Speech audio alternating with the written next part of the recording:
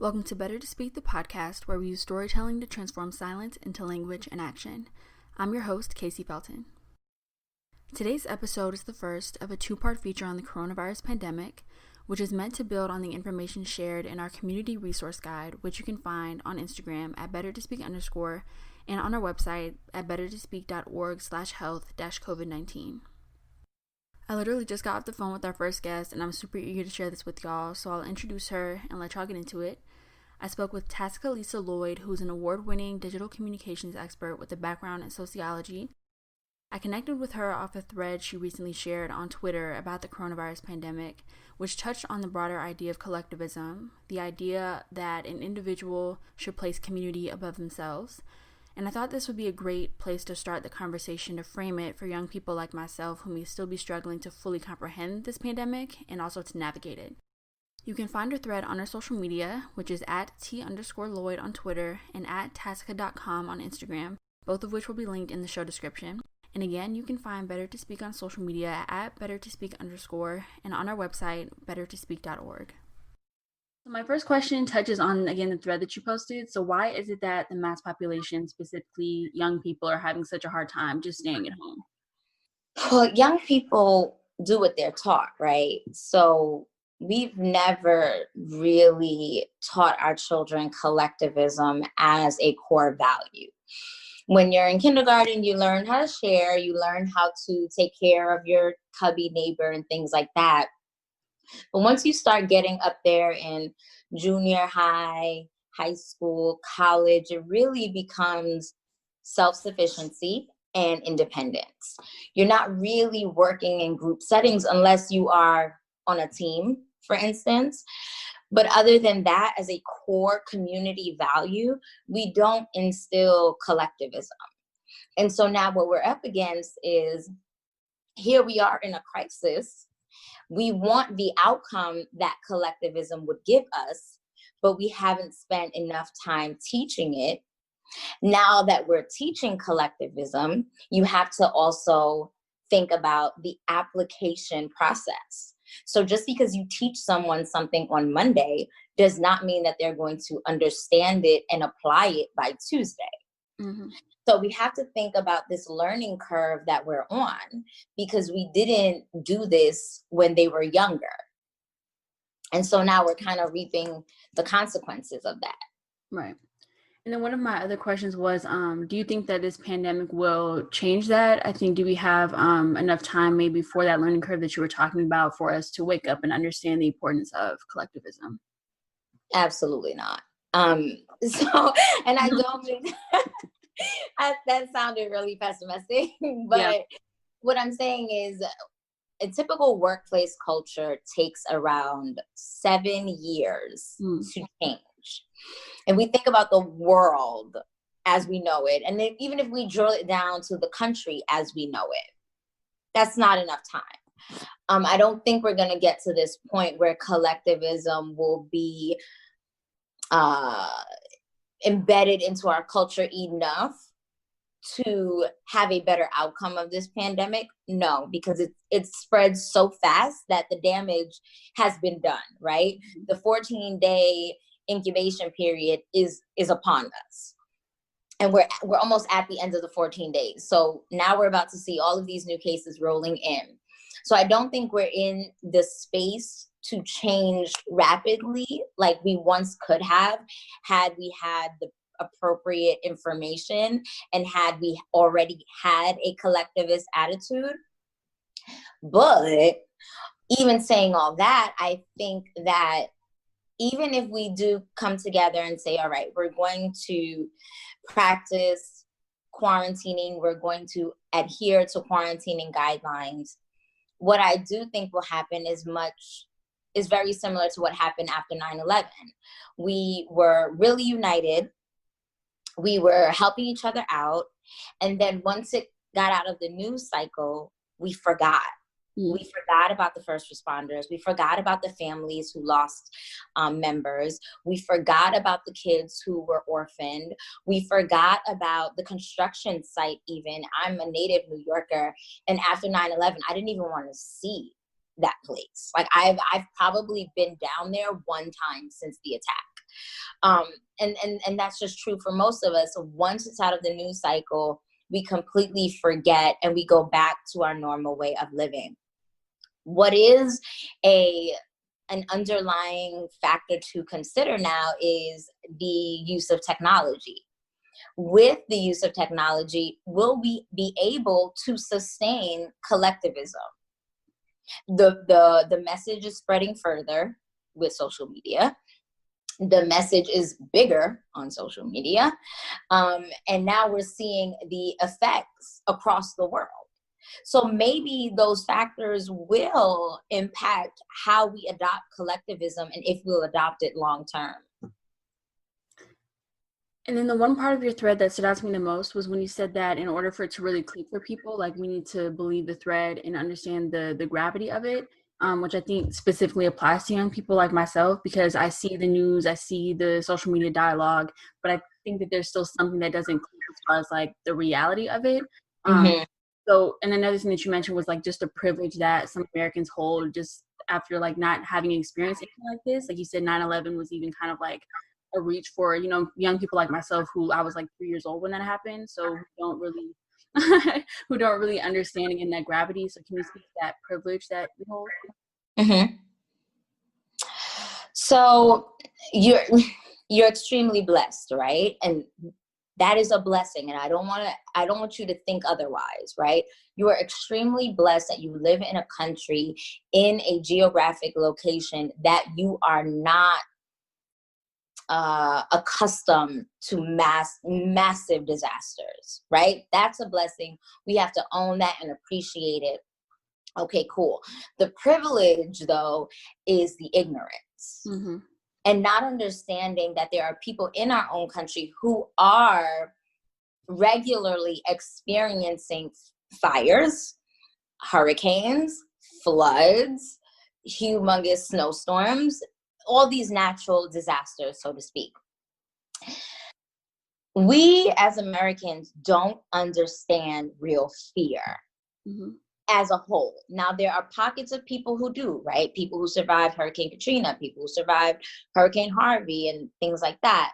But as a whole, we just happen to be in a country where there's not like a hurricane that will hit all of America at the same time. Like, that's just not our reality. If you go to a Caribbean country, that is the reality. That's where my family is from. The reality is a hurricane or a live volcano, which we do have, could wipe out the whole island. This is how we have been taught to process, and this is the reality that we've grown up understanding our entire lives. When you live in a country that doesn't have that at play, you become kind of immune to the problems that come with that. So we don't believe the threat is real because we don't see people dropping. When you think about bodies, I think Italy yesterday was at more than 600 people dead. When you think about 600 people dead, you can't even fathom what that looks like. You've never seen 600 caskets. You've never seen a mass grave up front. You have never even seen, like, not you in particular, but most people have never seen the damaging effects of cancer day in and day out. They typically only see the end.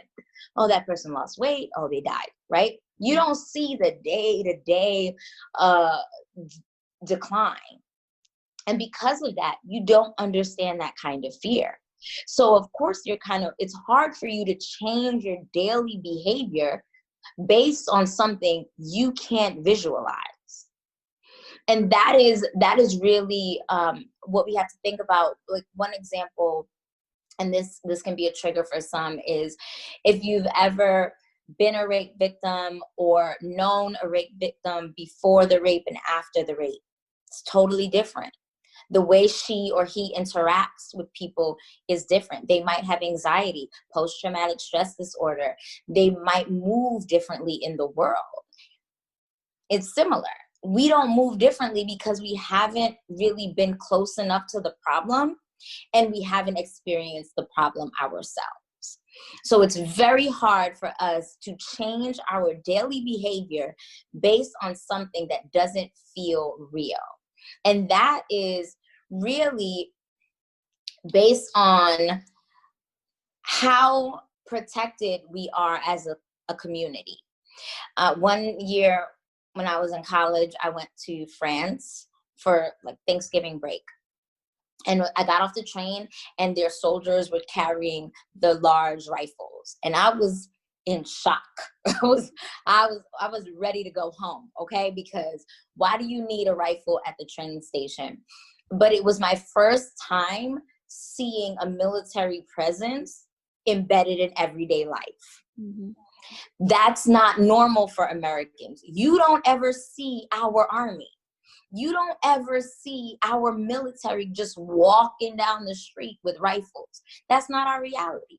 So when it comes to being afraid of war, you don't even know how to be afraid of war because you've never even seen a semblance of it. You've never been inconvenienced by it. You don't even know it exists. It's all theoretical in your head. And so our government, our teachers, our elders, people who have seen some things and have been through some things, it is our responsibility to translate that story in a way that you can understand and empathize with in the way that makes you change your daily behavior. And when we're seeing that you don't change your daily behavior, the first response shouldn't be to condemn, but change our approach. Now, like you said, the spring breakers, clearly they blew my mind that they were out there. Blew my mind that they were out there. But it's not a thing to condemn them. We need to change out the way we teach. How can we teach you what fear looks like? How can we get it through your head that this is real, this is not theoretical? And that is partly because of the media. That we've had so much fake news, we've had so much redefining what the truth is, we've had so much illegitimate information coming out that people are rightfully skeptical. So are we going to hold our news stations to a higher standard? Because now it seems like we've been crying wolf, especially with this administration. People don't know what to panic about because you've had us in a constant state of panic since you've been elected. Mm-hmm. So now I'm all out of panic. I have no more panic left in me. And that is something that we have to really understand. And that's part of communications is how do we put out information? Number one, how do we pace it so that humans have an opportunity to apply it to their everyday lives? And three, how do we frame it in a way that tends to the different audiences? What I say to you, are you a Black woman? Yes.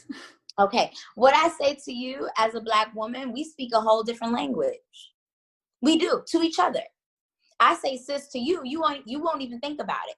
I say sis to Mary Margaret, she's gonna be like, what do you mean? Right? So if I'm talking to you, I gotta talk to you in the language you understand. And then I have to talk to this person in a language they understand. And it's the responsibility of the storytellers to do that. We cannot get tired. We have to keep telling the story in all of the languages that can be understood. Because we don't want a group of people not adhering to the new quarantine guidelines because we haven't framed the story in a way that creates a sense of urgency and compassion at the same time. Right. And that's exactly on my next question. Like, as far as messaging, how do you strike that balance between making people clearly aware and then without leading into like excessive fear mongering? So I think it's pacing the conversation, right? And if you think about it, keep coming up with these weird examples. But if you think about, I am a mom, so I've given physical birth. I've given physical birth because some moms adopt, still moms. I gave birth, and during the labor, they're constantly pacing you to get to the finish line. So I had a natural labor, no drugs. And the fear was she can't get tired. She has to be awake to push. And so they were pacing me and pacing the pain and pacing the contractions to be like, all right, she's getting tired.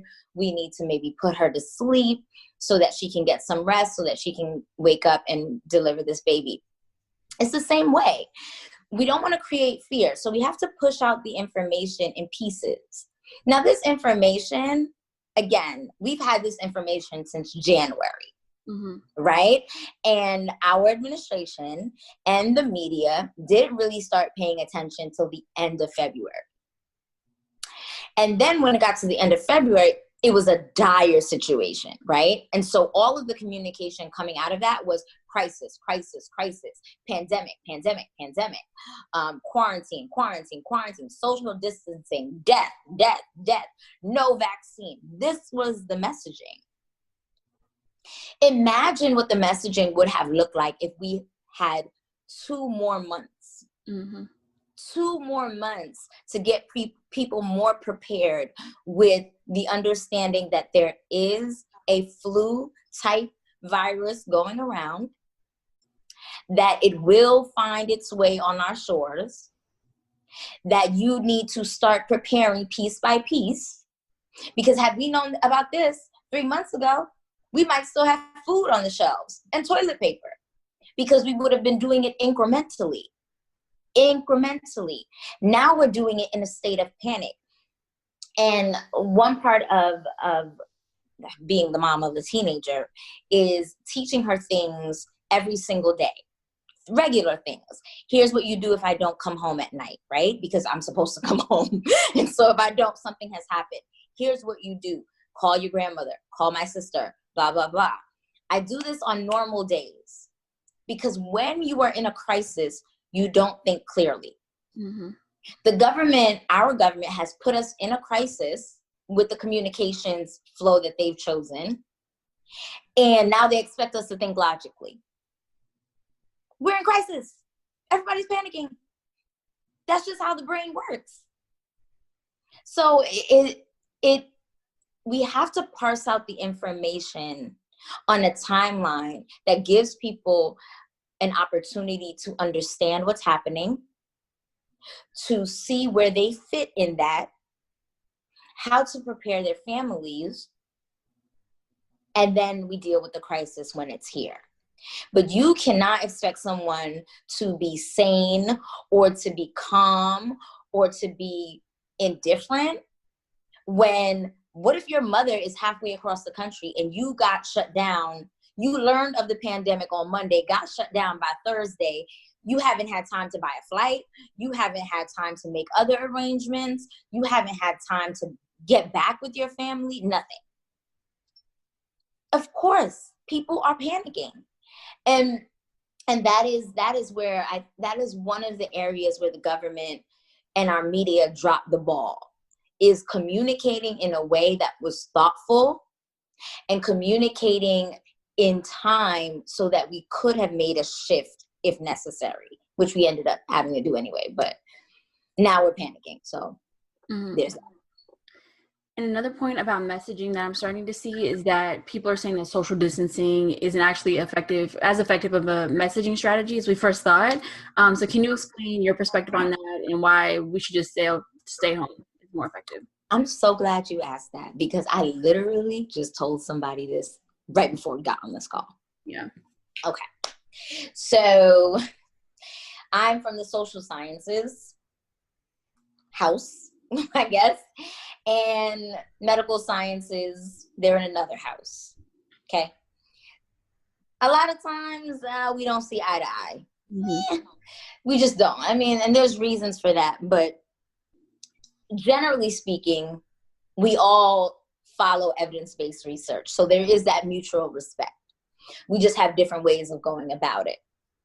Here's the problem with the medical science house, is that they don't use language that the community at large can understand.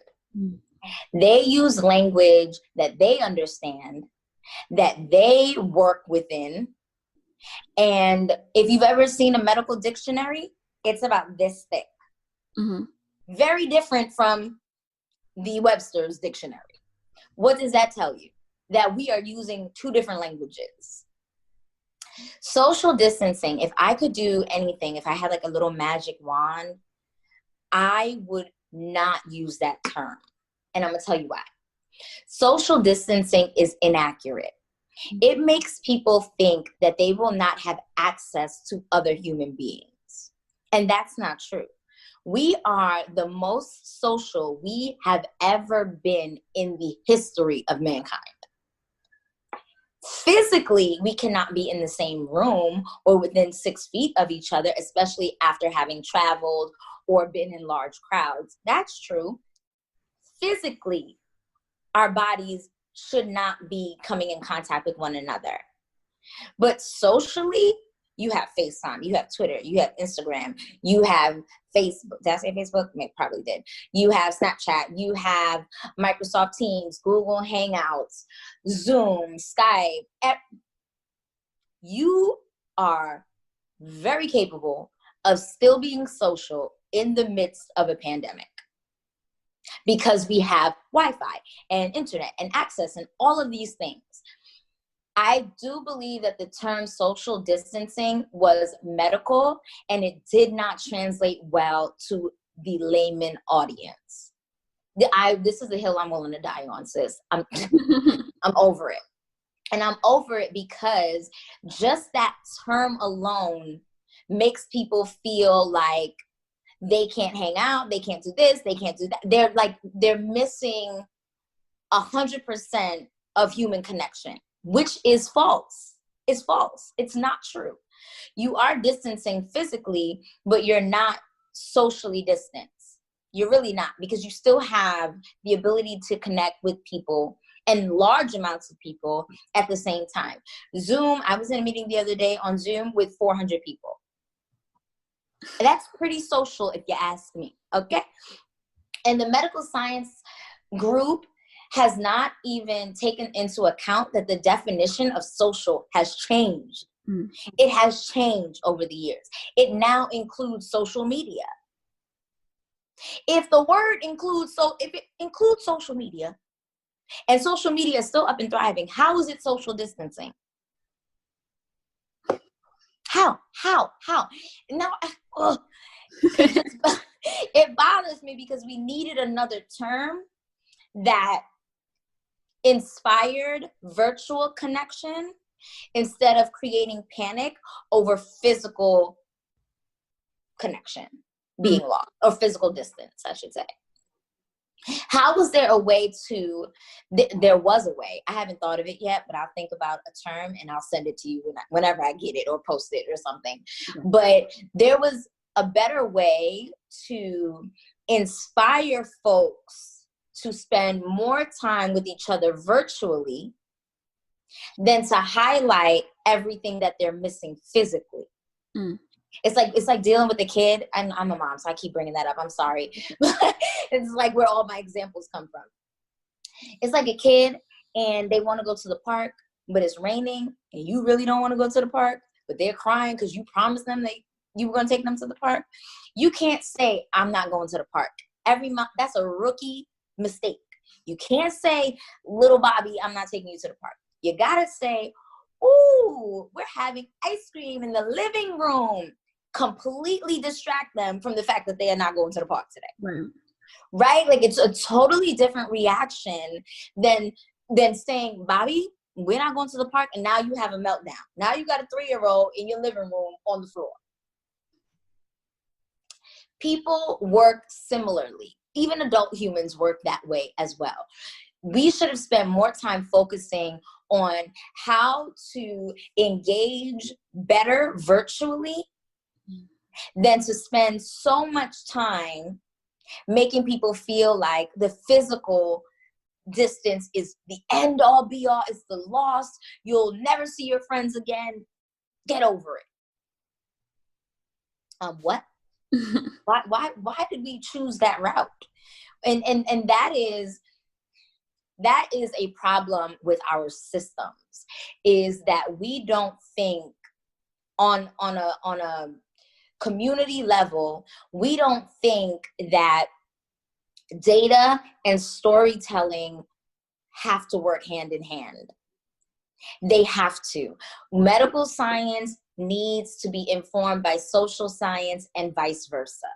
Those people at the top have to talk to each other, because had they brought in some social science folks would have told them, you might not want to use that term. Here's why. Just saying. If we run a test on that term, if I think of another term to encourage virtual connection versus social distancing, I would bet a little bit of money, because I can't spend all my money. It's a pandemic. I can't wild out now. But I would bet a little bit of money that people would prefer the term that isn't social distancing. Right. And that was a mistake or a judgment call that completely changed the trajectory of the quarantine. Mm-hmm. And on that note, what are some specific actions that we can take to, again, promote that virtual connection and just collectivism more broadly, like throughout the duration of this pandemic and in general? So I think one thing that I would say to do differently is to actively engage. So what social media has done is sometimes we think we're engaging when we like something or even repost it or retweet it, right? That is a form of engagement. It's not a connection though. And we have to decide which is more important, engaging or connecting. You engage with a picture I post by liking it. That's engagement. You connect with me when you message me and say, hey, where'd you get that top? And so what we need to do is more connection. You're on social media anyway. Instead of only pressing the like button, send a message. Have a conversation. Instead of doing a live for everyone all the time, maybe video chat one person at a time. Now, lives are still good because it's still, you can actually add someone into the live. So it's a face-to-face kind of thing. But connecting, it's harder to connect with 100 people in the room. So maybe doing FaceTime or IG video with an individual. Maybe, you have to eat every day. I'm hoping you eat every day, at least 3 times. You have to eat every day. How about you FaceTime a friend over breakfast? We have to get away from being too cool to care. I work remotely. I've been working remotely for like 5 years, but full time for like a year now. And I'm kind of used to like walking around my own house and kind of playing things out loud in my own head. But some of my friends don't work from home. They're not used to that. They're used to being in an office. So when I do have a break in my day from a meeting, I make it a point to FaceTime one of my friends to let them know that we can still forge human relationships virtually. Like you can still see my face. I can see yours. You can see if I'm upset, if I'm sad, if I'm happy. You can see me in a way that you wouldn't be able to see me if you only click like or reshared my post. So I think that's what we have to do. We have to take another step. We have to take another push and say it's not enough to engage by liking or even commenting. Maybe not be enough because people just comment sometimes. You can send those little emojis real quick, real fast. But saying something and having a conversation with someone, go the extra step. Don't keep scrolling. Stop. If they have a picture of the baby, because people post their kids all the time, yes, like the picture, that's great.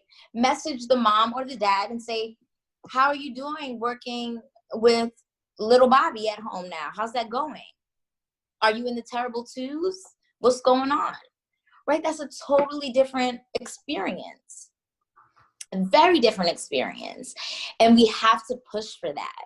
We have to reach out to one another in a way that is tangible and in a way that people can remember.